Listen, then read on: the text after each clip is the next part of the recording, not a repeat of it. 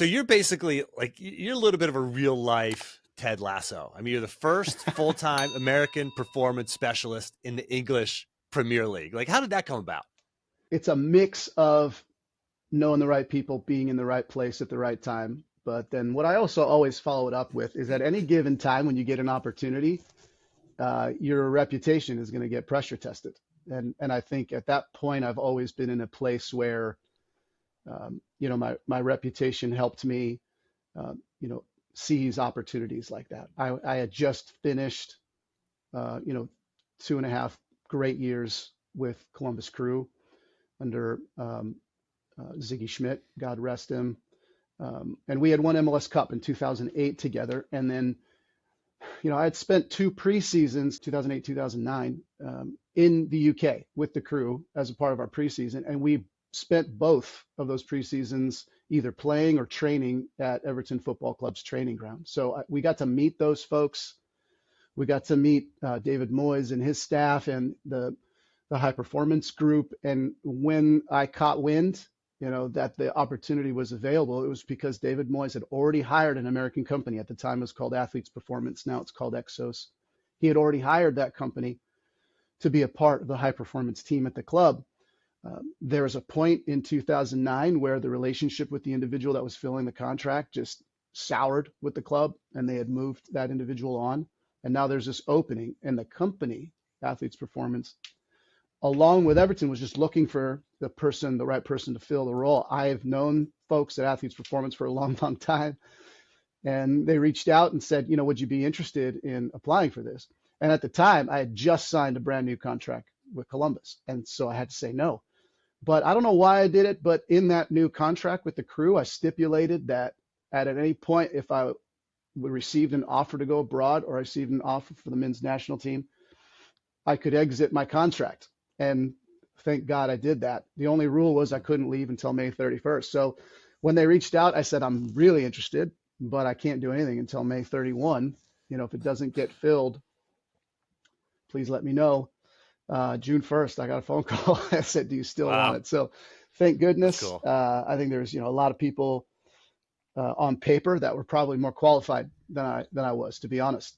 But in the end, I had a lot of people pushing for me to be the one. In addition, I had some things on my resume.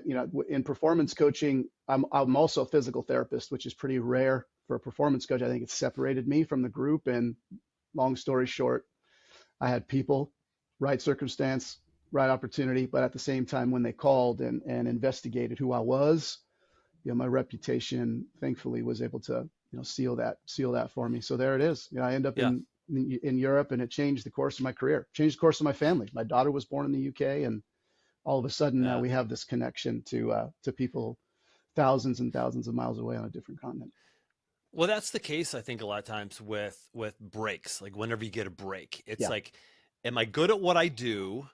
And do I know somebody? And then you get the break. Like you have to be good at what you do. Like you said, there are probably other people more qualified, but it's like maybe they were more qualified on paper, but obviously people have, they interacted with you. They saw how you carried yourself, and that's important. Like somebody's always watching. Like somebody's always watching. It's like do the right thing, show up, do your work, be integrous with how you go about yourself, and good things can happen. And there's also another concept that I interviewed a guy named Josh Bonnetal recently, and he brought up this concept of sort of I forget what he called it, but it's like this idea of like sort of triangulating, like where can I be the best, like the top 1% in the world? Maybe you're not in the top 1% of the world of physical therapists, and maybe not in the top 1% of the world in sports psychologists or sports performance coach. But you put those two things together, and you're already working with a soccer team, and it's like, hey, there's you're in the top 1% in the world of the people who we need. Like you're the right guy. And so I think it's really helpful to think about that for the listener. If you think like, how do I become the best, I don't know, financial advisor or teacher or sales manager in the world? Well, maybe you don't need to be the best. You got to be good at what you do, but what else is it about you and your background that makes you among the best in the world at what you do? Hey, quick interruption. If you're too busy to set goals, or if you're unsure what the right goals are for you, or if you're just not clear on what's next for you in your business, in your life, I've got the solution you've been looking for. Join my free 7-day course designed for athletic-minded men who want to maximize their potential in business and life. And I'm going to help you create a clear plan for achieving your biggest goals faster. So if you feel like you're driving with the parking brake on, if you feel like you're going 100 miles an hour all day long, but not really moving the needle in your life, get started with me today. Get instant access to this 7-day course where you and I will get to interact live with each other. Plus, you'll have access to a community of like-minded, high-performing, athletic-minded, competitive men looking to unlock their next level as well. Just visit jimharshawjr.com/free. That's jimharshawjr.com/free. Now, back to the show.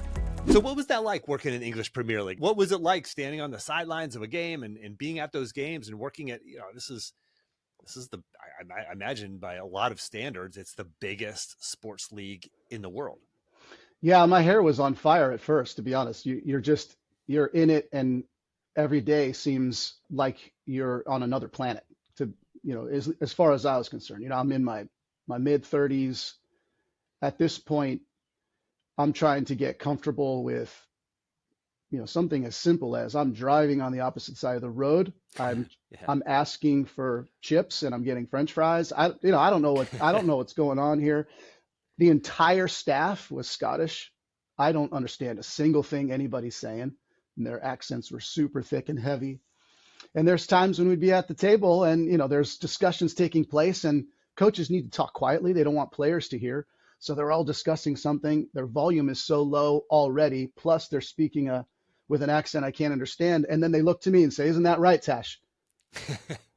I'll go, absolutely, Absolutely. You nailed it. absolutely, boss. Yeah, absolutely, boss. And I have no idea what anybody said. So that's a big part of it. You're just trying to, grow accustomed to the culture first and foremost. Then I'm there without my wife. I had to go ahead without her, and I'm So traveling you out of a really are Ted suitcase. Lasso here. Yeah, yeah, for sure. And I'm traveling I'm living out of a suitcase for quite a long time. And then you're just trying to come to grips with a whole new squad of players. You're trying to come to grips with a whole new culture of sport. Um, I hadn't been in an environment where sport it was such a heavy influence in the day-to-day happiness or sadness Hmm. of everyone, not just in Liverpool, but in the entire country. I had never experienced that before. So the pressure to perform was at a level I had also not experienced. The consequences of actions, were now tenfold greater. So the things like, the things like what it would be to experience each stadium for the first time, there was newness to that. There was excitement to that. There was even the interaction with players that I'd watched on television for a long time as a fan. Now I'm coaching them, which was, a different, much different experience than I'd had in the past. But overall, I think, you just, it, re, it was a good lesson for me in how little process and routine I had up to that point in my career. I was sitting there thinking, I've got 10 options to solve these issues. And because hadn't really settled into a professional routine, it took me longer than it should have to really settle into that group, settle into my role and my process. And I learned a lot in that first, 6 months. But once you kind of get a grip of it and you start thinking, and there's some good people there that helped me focus my thoughts, focus my attention to how to get things done, and I was lucky that they didn't have their own agendas. They were very selfless, like super great people at that club, incredible people. I'll never forget that experience there, and their family for sure. This is such a critical piece of performance. And now we're not talking about the player's performance. We're talking about your performances. Like Yeah, you had people there to support you, to guide you. Like it's so important to have that in our work environment and in our lives, like to have coaches, to have mentors to help you along. And you are now thrust into a situation where it's about your performance. And for my listeners, it's the same thing for them. Like they're showing up at work and it's about their performance, whether they're in sales or they're a leader or they're trying to become a leader. It's about your performance. And like you're talking like, you know, when most people go to work, there's not, millions of people that, their happiness and sadness and emotions rides upon the winning and losing of the team. And so now you're now an integral part of this team. Like, Did you have the awareness in those moments to think about, okay, this is about my performance now. Now I have to kind of take my own medicine and apply this stuff that I'm teaching to myself. And it's hard to do. It's hard to coach yourself. That's why I think we all need that person outside of us Hmm. who's on the outside of the jar. We're on the inside of the jar trying to read the label. They're on the outside of the jar. But anyway, Yeah. did you apply any of that? Did you try to? Do you look back and kind of wish you did? Or tell me about that part of the experience. I think it was a mix of some of my better qualities taking over, as well as serving in these positions to really model some of the things I was seeing from people I was learning to respect there. And it was a combination of those two. The one thing I'd say is, regardless of whether I really had an idea of what my process was and what my routine was for solving difficult circumstances, what I always had was a standard for what was acceptable and not acceptable from my effort. Like what's an acceptable standard of performance? And I remember speaking to Steve Round at the time, who was the assistant manager there, who's now the assistant manager at Arsenal. And when I was, speaking to him for advice, I said, well, I make the right decision or the wrong decision. What I'll never sacrifice is the standard of the work I'll put towards it, the standard of the detail and attention I'll put to it. And when I said the word standard, he immediately put Bill Walsh's book in front of me.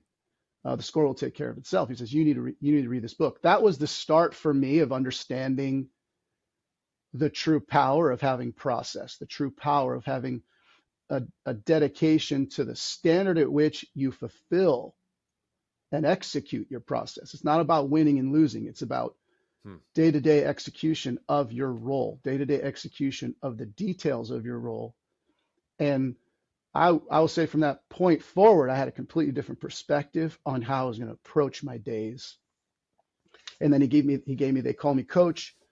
And I had this, now I have these two books that probably guided my early foundational philosophy on what process looked like, on what, winning looked like. But then it also made me more curious about what does it really take to be a great leader, a good person? What does it look like? And that was the start of it. And that, I think from that point on, it gave me a totally different perspective on how I evaluated what I was hearing. And when I would listen to people, I could now immediately evaluate it from a place of, one, does this sound like a standard that I find acceptable or not?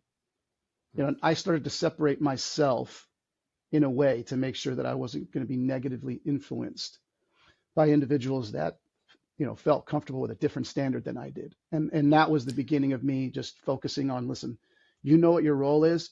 You're here to serve. So if that's the starting point, I need a whole foundation that allows me to serve. And what's my process going to be to serve the best way possible? And that's kind of the way I moved forward. Right around that probably 8-month mark in my first year, I think exponentially things changed for me and how I approached my Wow. day to day. Yeah. So is it fair to say that you start with the end in mind? Stephen Covey, one of the 7 habits of highly effective people, start with the end in mind. You have the goal, and then you kind of reverse engineer what is the standard that I have to live up to and execute at? What is the process that I need to do in order to give myself the best shot at achieving that? I mean, that's how I think of it. Is that how you think of it, or do you have a different take on that? I would definitely say I wouldn't call it that I start with a goal, because Do you believe in goals? I mean, do you set goals? Do you believe in goals? I believe in knowing what you want the outcomes to be. Mm-hmm. I believe in that. I believe in spending as much time as possible understanding first personally what your purpose is, what values you align with as an individual. Secondly, the purpose of the organization or department you're in, and focusing on that vision, mission, and values of the organization. Those to me replace what I think are go. A great way of looking at it in terms of my perspective is either an Olympic cycle or a World Cup cycle that we just went through. If your if your focus is always on some sort of a result at the end, makes it very difficult to focus on a 4-year period. It's just too long. Mhm. It's too big. So in that sense, I don't love the idea of starting with goals and working backwards. Because I'll tell you this right now, if you were to tell me, if you were to say in 4 years' time, it's going to look like X back at the beginning, I would never have believed you. I could not have predicted where we ended up. It would have been impossible, but the road made it more clear. The needs Mhm. and Yeah. expectations changed constantly. Yeah. The goal for Yeah. me You can't was see step 10 from step one. you, You and can't that, see step right, 20, 30, 50 from step one. right. So I think as it relates to I don't call them goals, I call them milestones. I think that's more appropriate for what this really is for most of us, for organizations, for individuals. We're just working through a book. We don't know how it ends. We're just writing chapters, and we have no idea what the next chapter is going to look like. Even when I started my career as a physical therapist in a private outpatient facility in Pasadena, California. There's no way I would have predicted in 20 something years I'd be right here in front of you doing what I'm doing now. Yeah. Absolutely no chance I would have gotten anywhere Sure. close to predicting it. But along the way, I tell you what, if I would have had some sort of long-term goal of what I thought I wanted my life to be, I would tell you I would never be where I am right now in front of you. It would have, I think, it would have been square peg in a round hole. I think that's something that I try to communicate to folks that I work with now. It's like spend less time worrying about driving what this is going to be in your life per se. Instead, be very, Yeah. very clear about what makes you happy. Be very clear about what brings you joy. Be very clear about what's going to make your whole holistic universe, including your family, including your friends, including what is going to move that towards joy. That's all that matters. And I don't mean to get philosophical, but if you try to like pinpoint what that's going to be when you're 25 years old, like when I graduated from grad school, I would have been way off and I wouldn't have enjoyed my life. Hmm. Yeah. I think so. I very much believe in setting goals. Hmm. But I think it's really a matter of semantics, and Yeah, I think our philosophies align because here's, 100%. so we talk about purpose and values. I mean, this is literally where we start my coaching program Yeah. is with like vision for your life, values, like what do you want? Hmm. And then it's like in order to extract the core values and then say, okay, now let's design goals around those core values in every area of your Hmm. life, not just sport. Now there's, in the real world, we have, families and health and well-being and so many things pulling at our time, not to mention our career. But then you go, okay, what is the goal? Knowing that, you know, like Steve Jobs said, you can't connect the dots looking forward. You can only connect the dots looking backwards. So we Hmm. have the goal, we have the target. Now, as I walk down the path, to use that analogy, Reveal Your Path is the name of my coaching program. So that's why I like this analogy is like, you can't see 10 steps down the path from step one. You take 3 steps down the path and you go, okay, wrong goal, wrong target, wrong milestone. That doesn't feel quite as good. This over here, this door just opened, this better aligns with my Hmm. values, my purpose, what I want to do, what makes me happy, all of Yeah. that. I think people have to understand, like you're saying, like you can't be so locked in on one thing that you're going to miss the better Yeah. thing, the right thing. Correct. That's harder. That's harder in the real world. And we see what's posted on social media, we see what's parked in our neighbor's driveway, and we start aligning ourselves and our goals with what is supposed to make us happy or what we think is supposed to make us happy Hmm. or what Hmm. makes our parents or our neighbors happy, but maybe not me. And I think that's where a lot of people struggle. So do you encourage people to actually do the core values work and the purpose work, or is that just something you think people should know? I have found that not many people know. Not many people spend time at all. Yeah. I And think a lot of people think they know until they get into it until and somebody, actually yeah, start doing the work. or until Right. somebody asks them the question, like, what does that mean? Yeah, Right. totally. I think that's the big one is on the spot. It's, yeah, it's this, this, and this. And I'll go, well, what does that mean? Define it. You want to inspire people. Well, what does that mean? Well, Yeah. I want to inspire people. You can't use the word to define the word.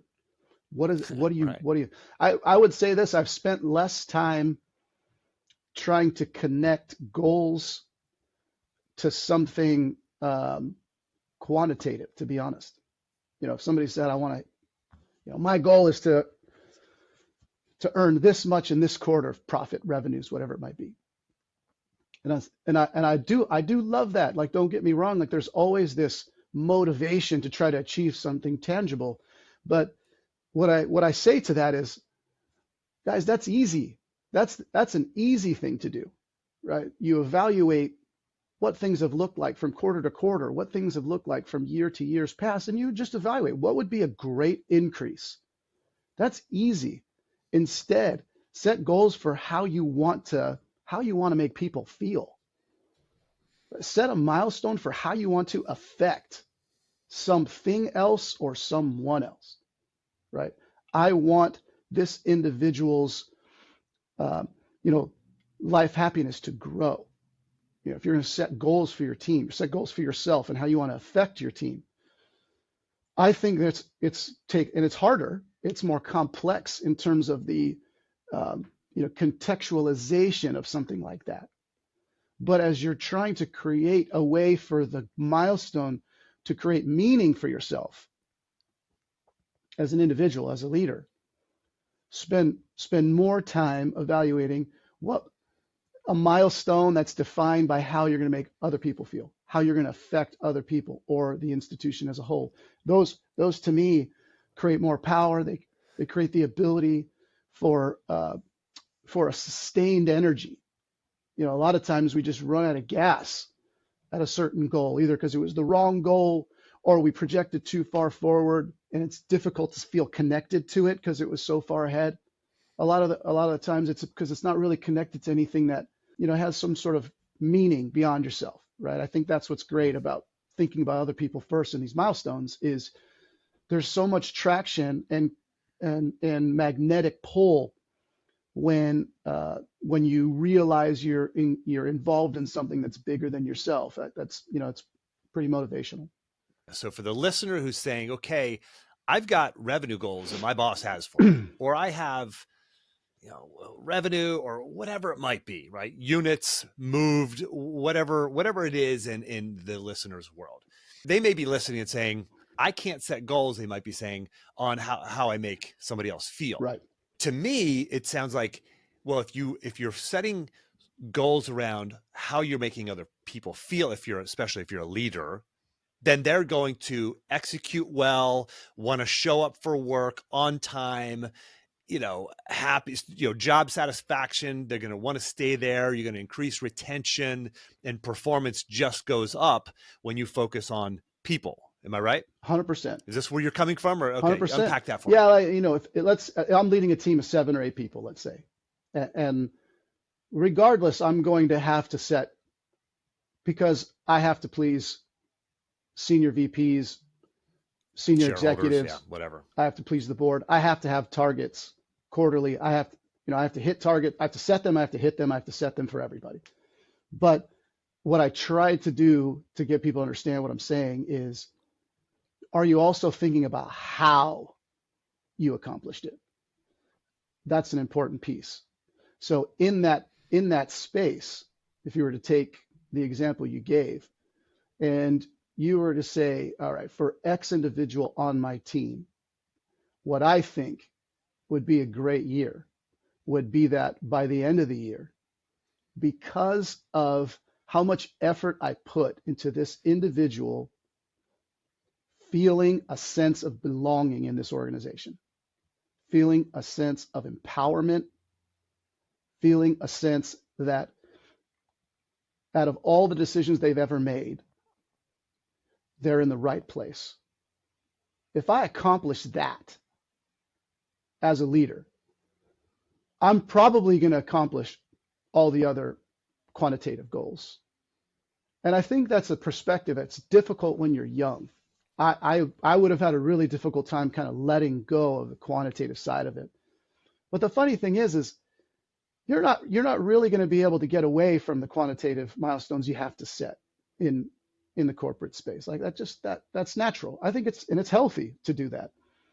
But I could also hit every single target and not become a better person. I might even become worse because of my drive towards this quantitative goal.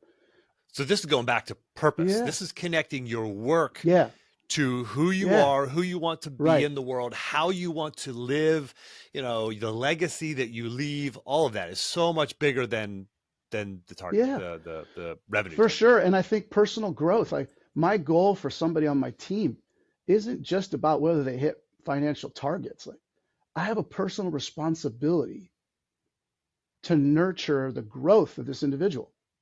That they wouldn't be here or they will leave if you don't engage in that as a priority. Number one objective for me, I provide safety in this organization. I provide belonging in this organization. I provide growth as a leader. I wouldn't be in this position if I wasn't good at making money for the company. I'm a leader and I'm doing that already.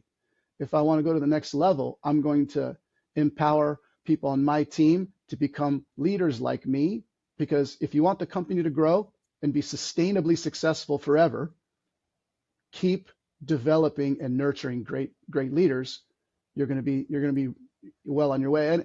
And sometimes it depends on where you are in the corporate space in terms of how much you know bandwidth you can dedicate towards these types of personal conceptual milestones for people versus me. Listen, it doesn't matter if I don't hit targets. It doesn't matter if I'm a good person, right? I won't move up in this company if I'm not executing. Like things of that are, I get the balance. Don't get me wrong, I get the balance. But as soon as you start getting higher up into leadership areas, what you and I both know is it gets lonely. I'm sorry, like the higher and higher up you go, it's not necessarily, you know, it doesn't get better and better from a personal perspective. It gets lonelier and lonelier. It gets harder and harder, and the pressure gets worse and worse, right? Well, so Yep. now in that space, what is it that I really want to try to accomplish as an individual leading in that type of an environment? Is it numbers? Is that really going to make it better? Is that really going to make it joyful?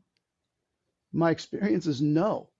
You know, when you get to that level, it's about how much influence can I have in in making things better.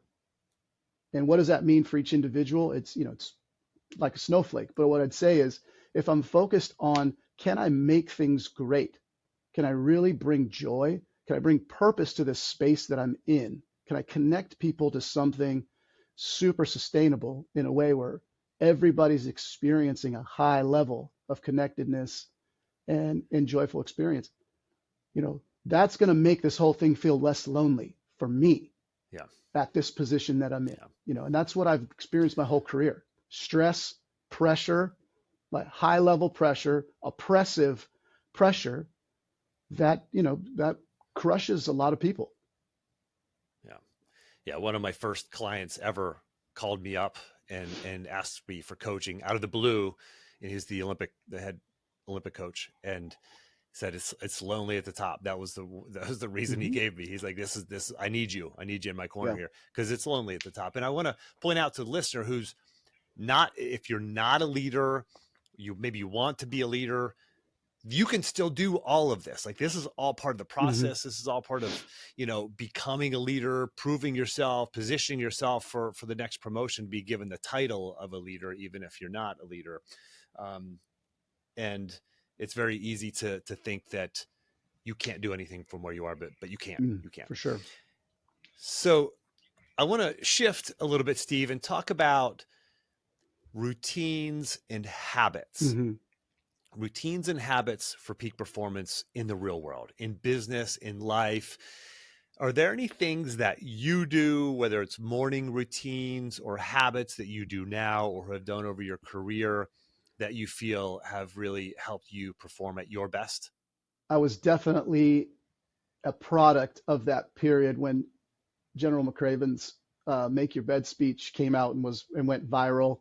And Sure. I was one of them. Yeah. Every morning I got up, I made my bed. I was, Yeah. and it was the execution of a making my bed just really was setting the stage for me to understand the bigger message. And the bigger message was creating the opportunity for yourself to have stability in your life so that you're ready for pressure. This is what I think routine does. Because the biggest question I get asked is why? Why do I need a routine? I've talked to a million people that said, hey, I read that if I wake up at 5 a.m. every morning, I'm going to be more successful because I read that study that most successful people are early risers. Well, what I'd say is, I don't think it's because you woke up at 5 a.m. It's based on what you do when you wake up from the time you go to sleep. That's my personal perspective on this. I know Great point. many, many super successful people that don't wake up at 5 a.m. Sure. It's personal choice. I can't help it anymore. My life required me to wake up early because that's what professional sport does. I don't wake up early because I want to. I wake up early because my body says you're waking up, and that's what happens now. But at the end of the day, it's about what you do when you wake up. Jim, one of the most important things I do every morning is I make coffee for my wife. Does that contribute to me being a great leader? Does that contribute to the fact that even though I make coffee at 7 a.m., does that contribute to the fact that I crushed it when it came to 6 p.m.? I don't know. But what I'd say is there's a Contributes to your wife being happy or not maybe giving you heck hell yeah. whenever she wakes up. But what So, I'd okay. say is I've committed to things that put me in a headspace to be able to deal with pressure and stress. We are complex biological organisms. And my job my whole life has been to sustain the performance of human beings, to sustain the performance of complex biological systems. And there's no easy answer to doing that. And over time, what I've found is that as you develop process, and for us, I'll use my personal situation as high performance director over time. My process is, how do I evaluate the load that's being given? How do I evaluate the response, the player's response to that load? And then how do I rectify what I found out from their response and create the cycle that creates physical success? At some point, your whole entire world is going to get tested. And when it does, that's the point where you realize where your system is fragile. Well, what I'd say is dealing with pressure and stress is about the how you've built in your ability to have flexibility, adaptability, agility in your department, within your role, within your company. What I'd say is it's very difficult to be agile, very difficult to be adaptive and flexible on an unstable foundation. So what does process and routine give you? Process and routine gives you a home base. So as soon as things go, oh crap, you can settle yourself and go, what do I know? What can I bank on? What's predictable? And you want to create as much predictability as possible. So that as soon as things look different, you know what you don't need to worry about. Now I'm just going to focus on the agility that's necessary to refine to solve this new issue that's come. That's what routine does for me. Right? Why does it allow me to be a better leader? Because I made coffee in the morning. Because that particular part of my day was stable. That particular part of my routine was in line. And there's all kinds of things that come from that. Yeah. There's a meditative process that takes place in just knowing that I have clarity. I don't have to dedicate my brain power towards those things, and it frees up that headspace for me to focus it on something new that's not predictable, right? Well, if everything's unpredictable, I'm sorry, you're in trouble, right? When more chaos arrives, you're not in a position to really be able to handle it. That's what routine does. And those are some of the things that allow me to be successful. And it drives my wife crazy. I'm very, very routine oriented. You know, What are some key routines that you do other than making the coffee? you know, I if you were to look at my schedule on my calendar, and I've had to do this as I transition into consulting, because you know it from your experience, you can get lost in the freedom that you have in your schedule. I Sure. regiment on my schedule the things that I'm going to do to stay grounded, right? I'm going to read the newspaper and listen to a record from 8 to 9 every morning, right after I make coffee. That's what I'm going to do, and I don't let anything jeopardize that. And then I have a window where I'm open to do my work. But when I'm doing my work, I don't have other things, TVs. I have a lot of things going on, just not as a consultant, but as a musician. And a lot of times I'm working on something consulting, and I get a melody in my head. And I'm tempted to just reach over because my keyboard's over here. And I get tempted to maybe I should. And it's like, no, the I've scheduled those things in a way to keep me in a position where I know what's predictable and what's not, right? I do the same thing for my workouts. I do the same thing for music time. I block it out. Okay, great. I don't care if you're 3/4 of the way through and you're crushing it on this report you're supposed to do, proposal, whatever it is. I'm going to stop. I'm going to put it down, and I'm going to transition so that I can maintain just this balance that allows me to be happy. I'm better for my family if I'm balanced. I'm better for my family if I'm not thinking about that thing I should have done. Right? I sacrificed that music time to finish the proposal. Now I I know my kid wants to spend time with me, but I really want to go back and lay that little melody down that I heard. And those are the processes that help me, right? They're different for Yeah. everybody. And I like that you use the word balance. I think there's a lot of talk out there these days that it shouldn't be called balance. It should be called integration or alignment or harmony, or whatever the Hmm. term people use. I think we're all talking about the Semantics. same thing. It's a matter Yeah. of like, yeah, it's a matter of semantics. It's a matter of fitting the things in your life into your life that are most meaningful to you Right. in whatever cadence that Right. works for the Hmm. individual. Steve, I feel like there's so much more to unpack here. You've got so much wisdom in there. Where can people find you, follow you, hire you, etc.? You can find me on LinkedIn. That's a really really quick way. Not many people in the world named Steve Tashjian. So Yeah, if you search it, you're probably going to find me. And then my website, elevationprox.com, the company Elevation Project, which was started really in 2019, to be honest, but really went full scale at the beginning of 2023. The Elevation Project is at elevationprox.com. Those are probably the two best spots. excellent. For the listener, as always, we'll have those in the action plan. Steve, it was great to connect with you. Thanks for sharing your wisdom with Likewise, us. Jim. Thank you so much for the opportunity, man.